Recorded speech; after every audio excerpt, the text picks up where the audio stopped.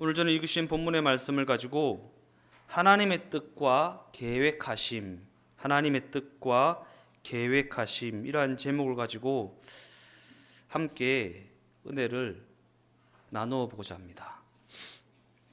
하나님의 뜻은 무엇이고 그 뜻을 위한 하나님의 계획은 무엇인가?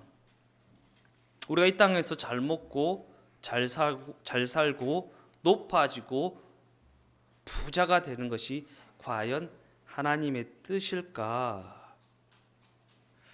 제가 제 카카오톡 프로필에 보면 이런 사진이 하나 있어요. 이런 사진이 하나 있는데 여기 뭐라고 써여 있냐면 제가 그 금종교회에서 청년부 담당 목사를 할 때 올렸던 사진인데 여기 보면 이렇게 써 있습니다.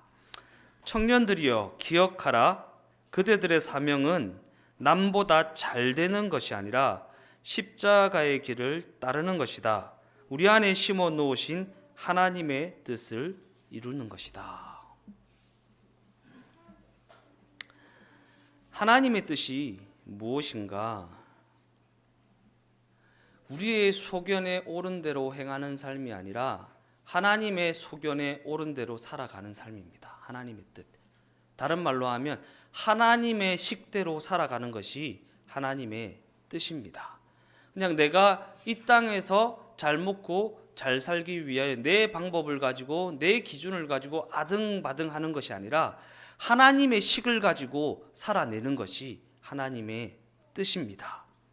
우리의 삶의 목적이 높아지는 것이 아니라 그 과정을 하나님의 식으로 채우는 것이 하나님의 뜻입니다. 제가 예전에 처음 이제 이등병으로 군대에 입대했을 때 그때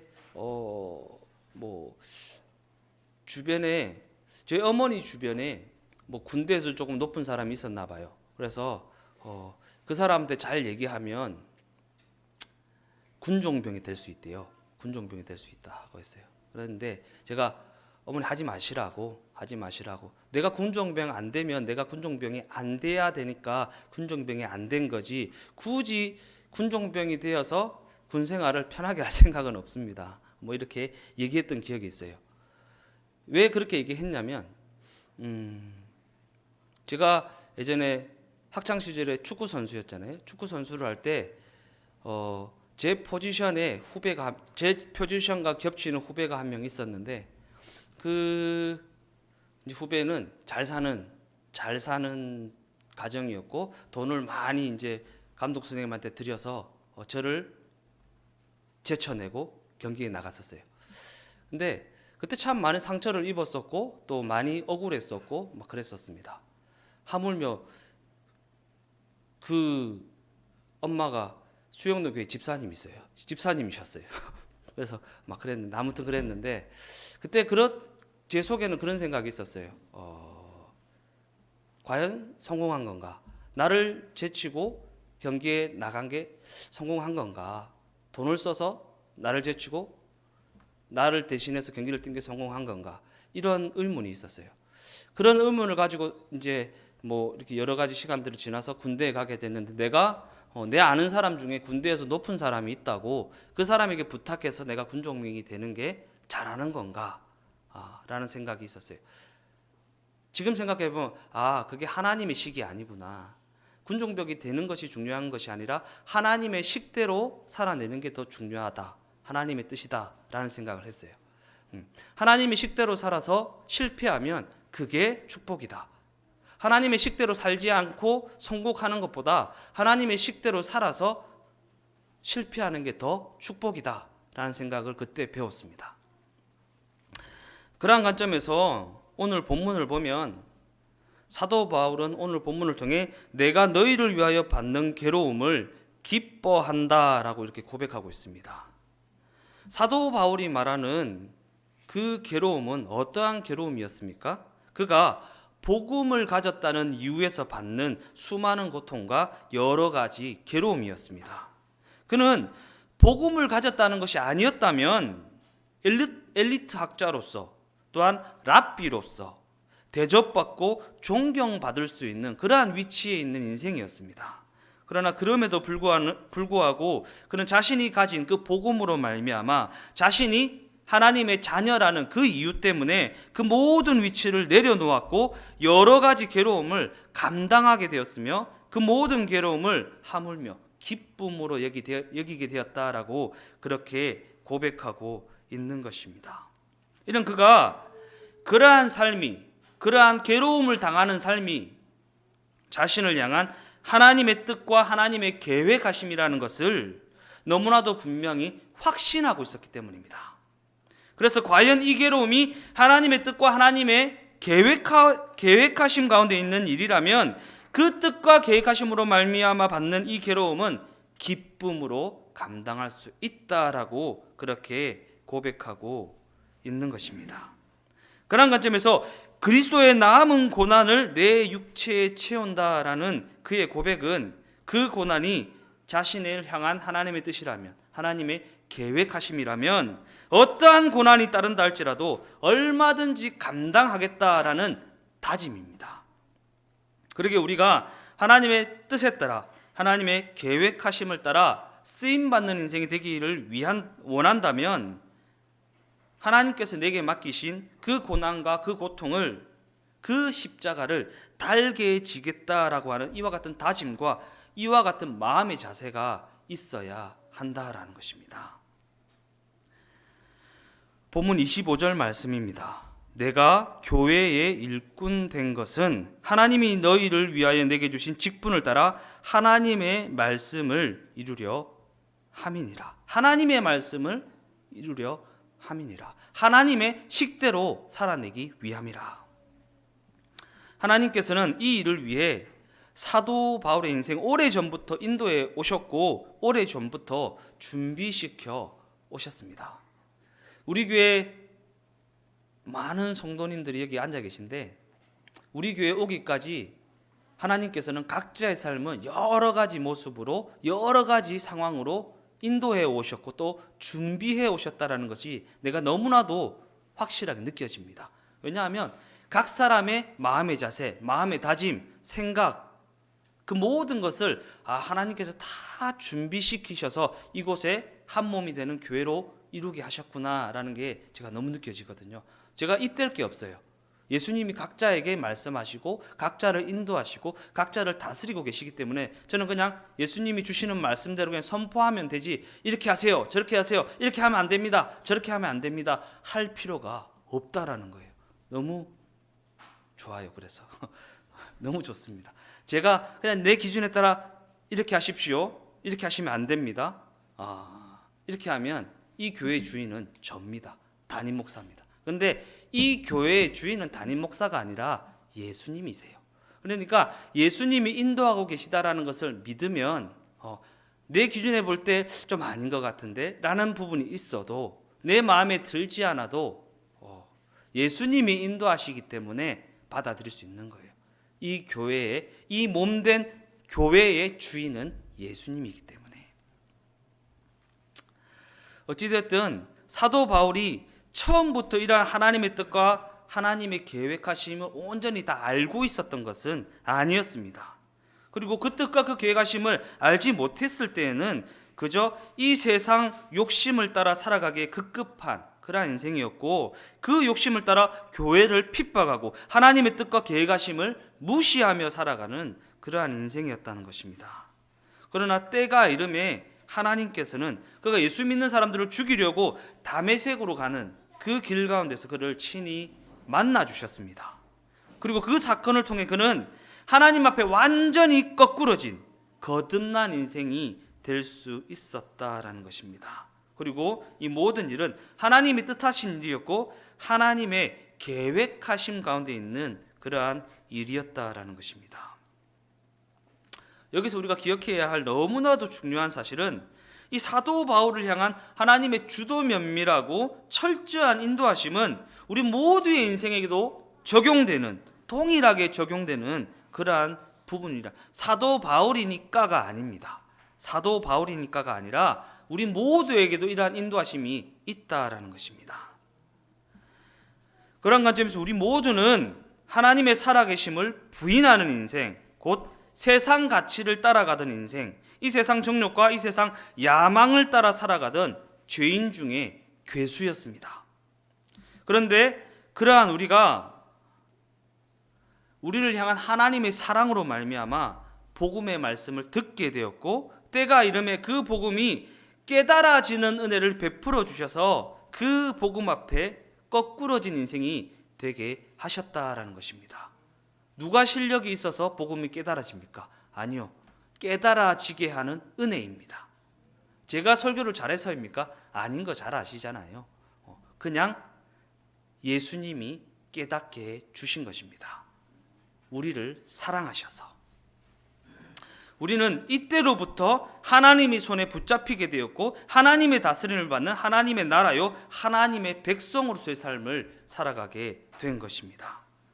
혹자는 어쩌다 보니까 예수 믿게 된 거지 라고 말할 수도 있겠지만, 이는 하나님의 뜻과 하나님의 계획하심 가운데 이루어진 하나님의 섭리하심이라는 것입니다. 그러니까 누가 실력이 있어서가 아닙니다. 누가 기도를 많이 해서도 아니고, 누가 헌신을 많이 해서도 아니고, 누가 봉사를 많이 해서도 아닙니다. 그저 하나님의 뜻과 하나님의 계획하심 가운데 그냥 이루어진 일이라는 것입니다. 그런 관점으로 우리가 우리의 삶을, 각자의 삶을 비추어 보면, 우리가 예수님을 구주로 믿게 되었다는 것은 하나님의 뜻과 하나님의 계획하심이 아니고는 도저히 설명되어지지 않는 너무나도 큰 은혜이고, 그 섭리하심이 아니고는 이해되어지지 않는 그러한 일이라는 것입니다. 본문 26절 말씀입니다. 이 비밀은 만세와 만대로부터 감추어졌던 것인데 이제는 그의 성도들에게 나타났다. 예수 그리스도의 십자가 죽음을 통해 인류를 구원하시고자 하는 하나님의 계획하심은 가장 위대한 비밀이고, 만세전부터 감추어진 비밀 중에 비밀이었습니다. 이 놀라운 일이 왜 비밀이 되었던 것인가? 우리 인간이 그 죄로 말미암아 하나님께 나아갈 수 없는 죄악된 존재가 되어버렸기 때문입니다. 하나님께 접근하는 것 자체가 불가능한 그러한 존재가 되어버렸기 때문이라는 것입니다. 그러니까 내가 가려고 해도 갈 수가 없습니다. 그래서 하나님은 이 하나님의 이 계획하심, 이 놀라운 이 비밀이 그냥 말 그대로 비밀이 되어버리고 만 것입니다. 그런데 하나님께서는 이 죄 많은 우리 인간에게 하나님께 나아갈 수 있는 유일한 길을 만들어 놓으셨는데, 그것이 바로 예수 그리스도의 십자가 사건을 믿는 믿음이라는 길이라는 것입니다. 그 길이 바로 우리로 하여금 하나님의 자녀가 되게 하는, 예수님과 동행하며 살아가는 인생이 되게 하는 비밀에 감추어진 유일한 길이라는 것입니다. 이 길은 육신의 눈으로는 절대 발견되어지지 않습니다. 눈에 보이고 귀에 들리고 손에 잡히는 것을 따라가면 절대 이 길이 보이지 않습니다. 미련해 보이고 아닌 것 같고 어리석어 보이는 그 길을 따라가야 이 길을 찾을 수가 있다라는 것. 그래서 비밀에 감추어졌다라는 것입니다. 세상 사람들은 절대로 눈에 보이고 귀에 들리고 손에 잡히는 것을 초월한 것을 보지 못합니다. 눈에 보기에 좋아 보이는 것, 귀에 듣기에 좋아 보이는 것, 손으로 만져봐서 좋아 보이는 것을 따라가지 반대로는 절대로 가지 않는다라는 것입니다. 본문 27절 말씀입니다. 하나님이 그들로 하여금 이 비밀의 영광이 이방인 가운데 얼마나 풍성한지를 알게 하려 하심이라. 이 비밀은 너희 안에 계신 그리스도시니 곧 영광의 소망이니라. 이 비밀스러운 길이 우리 모두에게 영광의 소망이 된다고 기록하고 있습니다.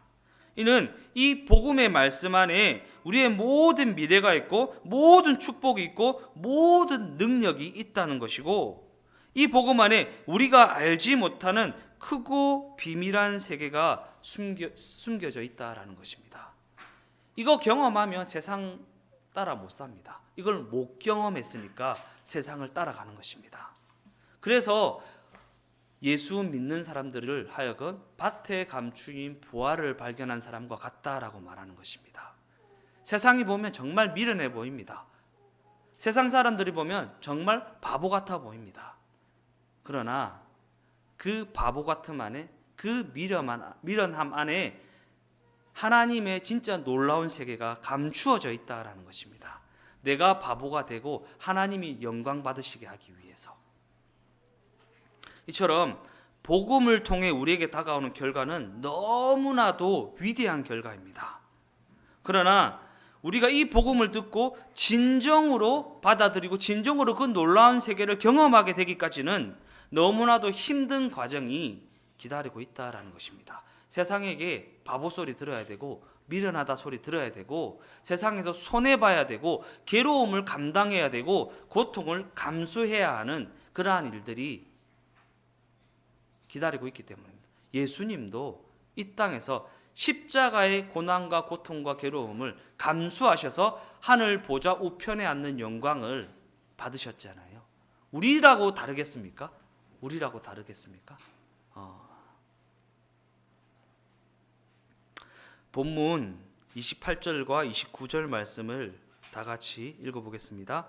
우리가 그를 전파하여 각 사람을 권하고 모든 지혜로 각 사람을 가르침은 각 사람을 그리스도 안에서 완전한 자로 세우려 함이니 이를 위하여 나도 내 속에서 능력으로 역사하시는 이의 역사를 따라 힘을 다하여 수고하노라. 본문에 각 사람을 권하고라는 이 말씀처럼 우리가 예배를 드리고 부르짖어 기도하는 것도 중요한 부분이겠지만 결정적으로 가장 중요한 것은 각 사람이 복음을 듣고 또한 믿어야 한다라는 것입니다. 그리고 내 속에서 능력으로 역사하시는 이의 역사를 따라 성령께서 그 마음에 감동을 주셔야 복음을 듣고 믿을 수가 있다라는 것입니다. 우리 믿게 된 것은 우리의 실력이 아니라 예수님께서 믿게 해 주셨기 때문에 믿을 수가 있다라는 것입니다. 이는 사람의 생각으로 사람의 노력으로 되어지는 일이 아니라 예수님이 역사하셔야 하고 예수님이 함께 하셔야 가능한 일이라는 것입니다. 그래서 우리가 이 시간에 이렇게 모여서 예수님의 역사하심과 예수님의 함께 하심을 기대하며 이렇게 예배를 드리고 있는 것입니다.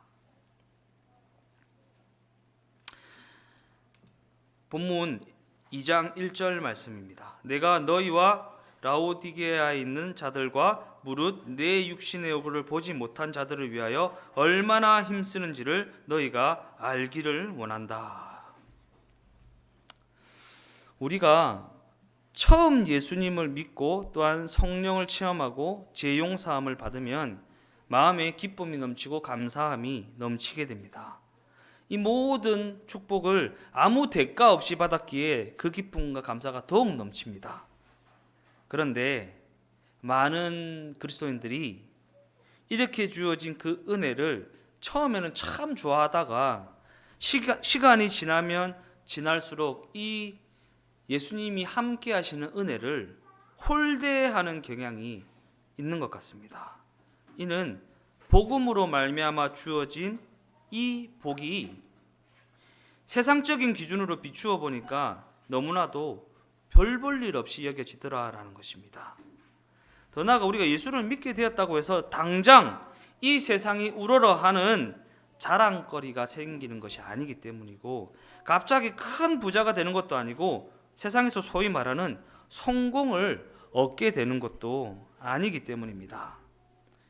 이 세상은 그죠? 그들의 기준에 볼 때, 그들의 눈으로 볼 때 세상적으로 성공한 사람을 인정하고 우러러할 뿐입니다. 그들은 이 복음 안에 감추어진 놀라운 비밀을 알지 못하기 때문에 그냥 눈으로 보기에, 귀로 듣기에, 손으로 만져보기에 저 사람 높구나, 많이 가졌구나, 힘이 있구나 라는 것을 보고 그냥 우러러할 뿐입니다. 그래서인지 예수님을 믿는다고 말하는 사람들도, 예수님을 체험했다고 말하는 사람들도 이러한 세상적인 기준에 굴복해서 예수님 안에 있는 그 엄청난 보물을 보지 못하고 소홀히 여기며 살아가는 경우가 너무나도 많이 있다라는 사실입니다. 이 때문에 오늘 본문은 어떻게 해서든지 이러한 위기에서 우리 하나님의 자녀들을 지켜내기 위해 이 글을 기록하고 있는 것입니다. 본문 2장 4절 말씀을 다 같이 한번 읽어보겠습니다. 내가 이것을 말함은 아무도 교묘한 말로 너희를 속이지 못하게 하려 함이니. 여기서 말하는 교묘한 말은 아주 그럴듯한 가르침을 말하는 것입니다. 이는 이 세대의 흐름과 그 가르침이 우리 모두에게 아주 그럴듯하게 다가온다라는 것입니다. 더 나아가 이 세대의 흐름과 그 가르침이 아무리 그럴듯하게 다가온다 할지라도 우리는 그러한 교묘한 가르침에 속아 넘어가서는 안 된다라는 것입니다. 그러나 우리가 우리의 이성으로, 우리의 오감으로, 우리의 생각과 감정으로 그 기준을 삼으면 우리는 그 교묘한 가르침에 속아 넘어갈 수밖에 없는 너무나도 연약한 존재라는 것. 제가 뭐라고 했습니까? 우리의 이성, 우리의 오감, 우리의 생각, 우리의 감정을 결코 기준으로 삼으면 안 된다라는 것입니다. 이 본문에 쓰인 속인다라는 이 단어는 물건을 파는 사람이 쓰던 단어입니다. 상대방을 현혹시켜서 사기를 친다라는 의미입니다. 그 말에 현혹되게 되면 결국 손해를 보는 쪽은 물건을 사는 사람입니다. 그러기 우리가 잘못된 말에 현혹되게 되면 그만큼 손해를 보는 쪽은 우리 자신이라는 것입니다. 제가 늘 얘기하잖아요. 홈쇼핑, 매진 임박 안 하면 안 될 것 같고, 그게 세상의 마케팅의 힘입니다. 사야 될 것 같은데, 손해 놓치면 저 손해 보는 것 같은데, 이렇게 만드는 것입니다. 그런데 잊어서는 안 되는 부분은 예수님이 내 옆에 계시다라는 것입니다. 예수님이 알고 계신다라는 것입니다. 그 예수님이 결코 우리를 손해보게 안 하신다라는 부분입니다. 그리고 그 모든 것은 하나님의 뜻과 계획하심이라는 하나님의 섭리 가운데 있다라는 부분입니다. 당장 눈으로 볼 때는 망할 것 같은데, 당장 눈으로 볼 때는 손해볼 것 같은데, 아니요. 우리와 함께 계신 예수님이 결코 그렇게 내버려 두지 않으신다. 내가 사야 할 거면 매진 임박이라도 사게 하십니다. 내가 사지 말아야 할 것은 지천에 널려 있어도 안 사게 하십니다. 누가요? 나와 함께 계신 예수님이. 그래서 우리는 우리가 가진 이성이나 오감이나 생각이나 감정으로 결코 기준을 삼으면 안 된다라는 것입니다. 그러기에 우리는 오직 우리와 함께 계신 예수님만을 우리의 삶의 기준으로 삼아야 하는 것이고, 우리를 생명으로 인도하는 유일한 길은 오직 길이요, 진리요, 생명 대신 예수님 한 분밖에 없다라는 사실을 명심하고 또 명심해야 하는 것입니다. 대개 사기를 당하는 사람들은 그들이 지나친 욕심을 부리기 때문입니다. 아무리 사기를 치려고 해도 욕심을 부리지 않는 사람에게는 통하지가 않는다라는 것입니다. 마찬가지로 예수 그리스도 안에서 충만한 은혜를 받고 예수님 안에서 예수님과 함께 동행하면서 만족함이 있다면 우리는 이 세상의 유혹에 결코 넘어지지 않습니다. 뭔가 부족함이 있고 뭔가 헛헛하고 뭔가 부족한 듯하고 하니까 세상의 유혹이 딱 들어오면 그 헛헛한 마음을 풀려고 거기를 딱 물게 되는 것입니다. 미끼요, 미끼. 유혹을 다른 말로 하면 미끼거든요. 결국 우리가 유혹을 당하게 되는 것은 우리 안에 진짜 만족함이 없기 때문입니다. 우리에게 진정한 만족을 주는 예수님과의 동행이 없기 때문입니다. 그러기에 우리는 예수 안에서 늘 은혜로 충만해야 하고 늘 그 은혜로 말미암은 만족함이 우리 안에 있어야 됩니다. 지난주에도 얘기했듯이 장은 배 부를 때 봐야 됩니다.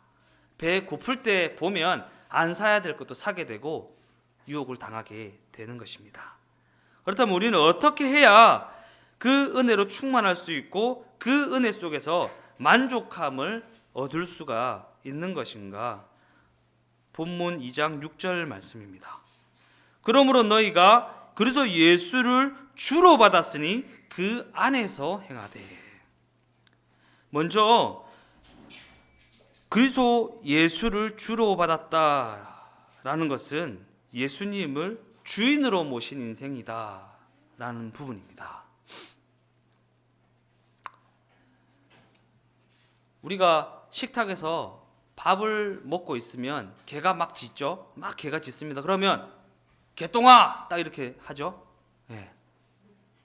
주인이 부릅니다. 왜 그래요? 내가 너 주인이야. 주인이 내가 말하는데 가만히 있어, 짖지 마, 이런 겁니다. 네. 개똥아 부르는 것은 내가 네 주인임을 잊지 말아라 라는 겁니다. 우리가 예수님이 나의 주인이라는 것을 잊어서는 안 된다라는 것입니다. 예수를 주로 받은 우리는 이 세상 욕심을 따라가서는 결코 만족함을 얻을 수 없는 그러한 인생이라는 것입니다. 집에서 키우는 반려견이 사람이 먹는 음식을 먹으면 당장에는 배불리 맛있게 먹을 수 있을지는 모르겠지만 어떻게 돼요? 수명이 단축됩니다. 빨리 죽습니다. 똥에서도 냄새가 많이 납니다. 예, 유익한 게 하나도 없습니다. 근데 당장 내 코에 느껴지는 그 냄새 때문에 짖고 나도 달라고 막 그렇게 하는 겁니다. 우리 모두의 인생은 예수님의 보혈의 피를 값으로 주고 사신 예수님의 것이기 때문에 그 주인의 뜻에 따라갈 때에 만족함을 얻을 수 있는 그러한 인생이라는 것입니다. 집을 사면 당장 몇 년은 만족함이 있을 수 있습니다. 차를 사면 당장 한두 달은 만족함이 있을 수 있습니다. 그러나 그게 오래가지 못하잖아요. 근데 영원한 것은 예수님 한 분밖에 없습니다. 그분의 뜻 가운데 서게 될 때 진짜 만족함이 있고 진짜 충만한 은혜를 누릴 수가 있다라는 것입니다. 그러기 우리 하나님의 자녀들의 인생은 삶의 모든 영역에 있어서 주인 대신 예수님의 인도하심 가운데 있을 때에 진정한 만족함을 얻을 수 있는 그러한 존재가 바로 하나님의 자녀라는 것입니다. 그렇다면 예수님을 주인으로 모셔드리고 그 주인의 인도함을 받으며 살아가는 인생이란 어떠한 인생을 말하는 것입니까? 본문 2장 6절 말씀을 다시 한번 읽어보겠습니다. 그러므로 너희가 그리스도 예수를 주로 받았으니 그 안에서 행해야 된다. 이는 우리의 삶이 예수 안에서 행하는 삶이 될 때에 예수가 주인된 삶이 될 수 있다는 것입니다. 그리고 여기서 예수 안에서 행한다는 것은 예수님과 멀어지게 만드는 삶의 모든 행태를 정리한다라는 것입니다. 왜냐하면 예수님의 다스림을 받는 삶이 가장 안전한 삶이기 때문이고 예수님의 인도함을 받으며 살아가는 삶이 가장 완전한 삶이기 때문이고 그 예수님과 동행하며 살아가는 삶이 가장 행복한 삶이기 때문입니다. 우리가 우리의 삶의 행태를 구축하잖아요. 이렇게 하고 저렇게 하고 막 구축하는데 그 이유는 안전하기 위해서이고 완전하기 위해서이고 행복하기 위해서입니다. 그죠? 안전하고 완전하고 행복해지기 위해 내 삶의 행태를 꾸미잖아요. 근데 우리가 우리의 이성으로, 우리의 오감으로, 우리의 감정과 지식으로 우리의 삶의 행태를 꾸리면 안전한 것 같지만 안전하지 않고 완전한 것 같지만 불안전하고 행복한 것 같지만 행복하지 않다라는 것입니다. 예수님의 다스림을 받는 것이, 예수님의 인도함을 받는 것이, 예수님과 동행하는 것이 가장 안전하고 완전하고 행복한 삶이라는 것입니다. 그러면서 본문 2장 7절 말씀은 이렇게 기록합니다.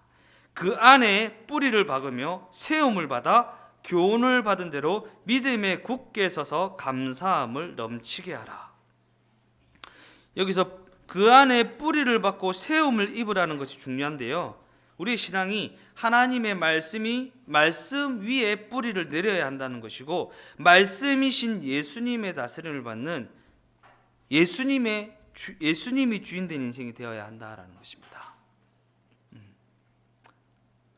우리가 신앙을 가진 자로서 성경을 가까이 해야 되잖아요. 성경을 가까이 하는 이유는 내 욕심을 채우기 위함이 아니라 내 기도 응답을 받기 위함도 아니고,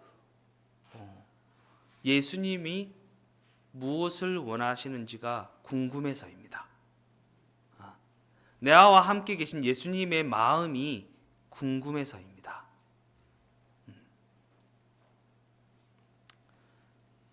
그래서 그것 때문에 성경을 읽어야 돼요. 그냥 성경 백독, 성경 매일같이 읽고 있습니다, 매일같이 기도하고 있습니다, 그게 중요한 게 아니라 나와 함께 계신 예수님의 의중이 궁금해서 성경 읽고 기도해야 되는 것입니다. 그게 잘 모르겠어서 성경을 읽는 것이고, 그걸 잘 모르겠어서 기도를 하는 것입니다. 내가 내 기도 응답을 받기 위해서, 내 욕심을 채우기 위해서 막 기도하고 성경을 읽어야 되지, 이건 종교 생활이죠. 이거는 정한수 떠놓고 비는 거랑 똑같은 거죠. 그냥 나와 함께 계신, 나를 인도하시는, 나의 주인 되시는 그 예수님의 의중이 궁금해서 기도하는 것이고 성경을 보는 것입니다. 그리고 그것을 아는 것이 가장 안전한 길이고 가장 행복한 길이고 가장 완전한 길이기 때문입니다. 결론적으로 말씀을 마무리하겠습니다.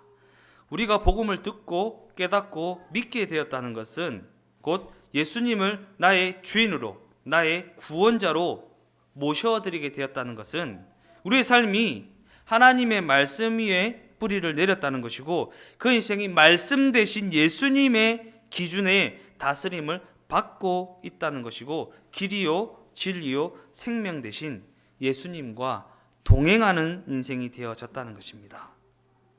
그런 관점에서 오늘 많은 성도들이 이 세대의 흐름에, 이 세상의 유혹에 무너지게 되는 것은, 그로 말미암아 넘어지게 되는 것은 그 인생이 예수님의 기준 위에 뿌리를 내리는 것이 아니라 삶의 기준이 눈에 보이고 귀에 들리고 손에 잡히는 이 세대의 흐름에 따라가고 있기 때문이고, 그 흐름에 매몰되었기 때문입니다. 손해를 보게 된다 할지라도, 고통을 당하게 되고 고난을 받게 된다고 할지라도 하나님의 식을 선택하는 것입니다. 하나님의 식. 그러기 우리는 우리의 삶이 눈에 보이고 귀에 들고 손에 잡히는 이 세대의 흐름을 따라가기보다 하나님의 말씀 위에 뿌리를 내리도록 길이요 진리요 생명 대신 예수님을 늘 가까이 하고 그 예수님과 동행하는 일에 집중하는 그러한 인생이 되어져야 하는 것입니다. 그리고 이것이 바로 우리를 향한 하나님의 뜻이고, 우리를 위해 독생자 예수 그리스도를 보내주신 하나님의 계획하심이라는 것입니다. 예수님을 보내주신 이유, 지난주에 나눌 때 그런 얘기 했잖아요. 지금 현실적으로 보면 정말 망하는 길을 가고 있다. 근데 이게 하나님의 식이라면 그 망하는 길을 선택하고 진짜 망하게 되면 그 망하게 되는 것도 인도하심으로 받아들이겠다라는 그 말을 듣고 제가 참 감격했잖아요. 한번 용기를 가지고 한번 하나님의 식을 선택해 봅시다. 그 결과가 당장은 눈에 보이고 귀에 들리고 손에 잡히는 상황과 환경과 여건은 당장 나타나는 것들은 망하는 길이고 손해보는 길이고 괴로운 일이고 고통이 따르는 일이라 할지라도 그 선택의 열매가 나타날 때까지 한번 하나님의 식을 선택해 봅시다. 하나님의 분명 살아계심을 나타내 주실 것이고, 하나님의 왜 그러셨는지 알려 주실 것입니다.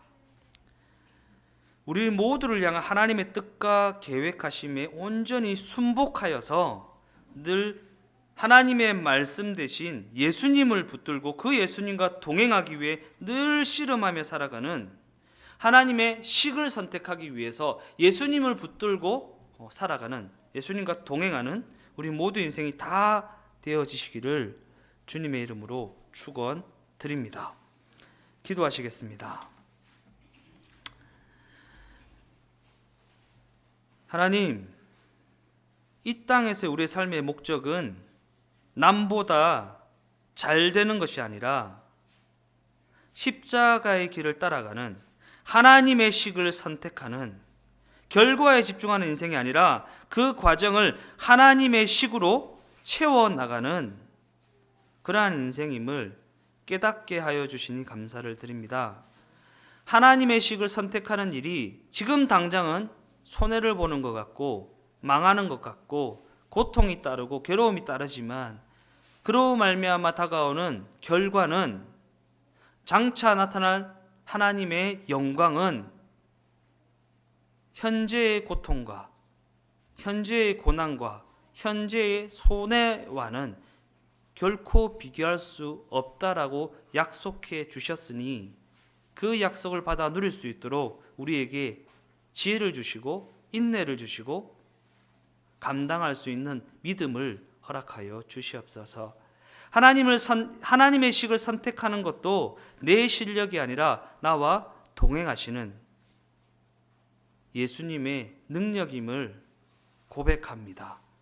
늘 동행하여 주시고 인도하여 주시고 붙들어 주셔서 하나님의 식을 선택하며 나아가기에 조금도 부족함이 없도록 역사하시고 함께하여 주시옵소서. 모든 것 주께 감사를 드려오며 예수님의 이름으로 기도드리옵나이다. 아멘.